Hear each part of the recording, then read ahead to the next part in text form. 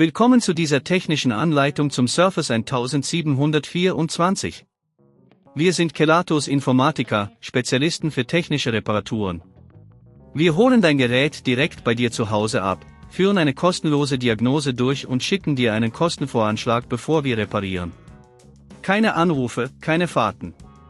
Wir befinden uns in der Calle Joaquín María López 26, Madrid.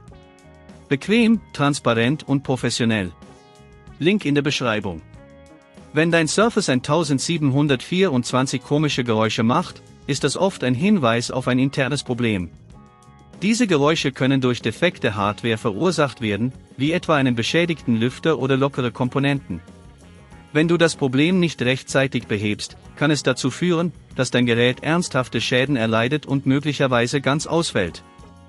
Für diese Reparatur benötigst du einen Kreuzschlitzschraubendreher, einen flachen Schraubendreher, eine Antistatikmatte und möglicherweise einen neuen Lüfter, falls dieser defekt ist. Zuerst musst du das Gerät vorsichtig öffnen. Beginne an der Seite und benutze den flachen Schraubendreher, um vorsichtig die Gehäusekanten zu lösen. Achte darauf, dass du keine Teile im Inneren beschädigst.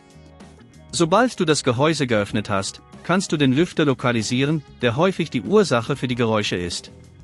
Überprüfe, ob er sich frei drehen lässt und ob es sichtbare Schäden gibt. Wenn der Lüfter defekt ist, musst du ihn vorsichtig abklemmen.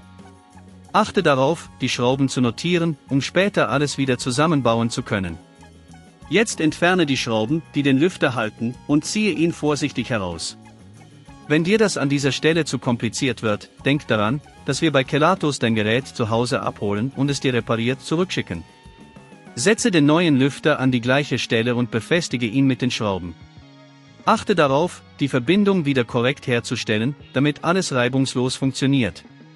Nachdem du alles wieder zusammengebaut hast, schließe das Gehäuse und teste das Gerät, um sicherzustellen, dass die Geräusche verschwunden sind. Wenn du das Gerät wieder anschaltest, sollte es jetzt leise und effizient arbeiten. Um zu vermeiden, dass das Problem wieder auftritt, halte dein Surface 1724 sauber und verhindere die Ansammlung von Staub. Regelmäßige Wartung kann helfen, die Lebensdauer deines Geräts zu verlängern. Wenn du kein Risiko eingehen willst, bei Kelatos holen wir dein Gerät ab, reparieren es und liefern es dir nach Hause, in der ganzen Schweiz. Link in der Beschreibung.